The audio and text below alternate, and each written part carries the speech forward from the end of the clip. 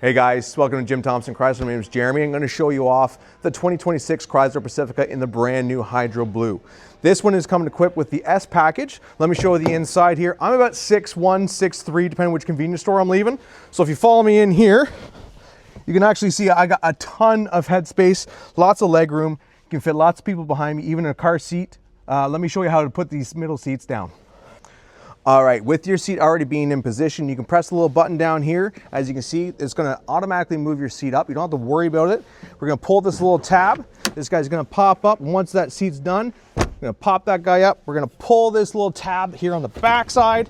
Folds right down nicely. All that done in 10 seconds.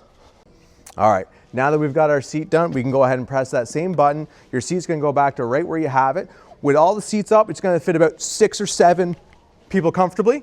So you can press the button on the door frame or you're gonna press it on the door handle. Follow me back here. I'm gonna show you the trunk. So with the trunk, what you're gonna be able to do, you're gonna fit a stroller, presents at the same time, very comfortably. So if you have a look, oh, nope, never mind, don't worry about him. So why don't you come down here and see us at Thompson Chrysler. Have a great day.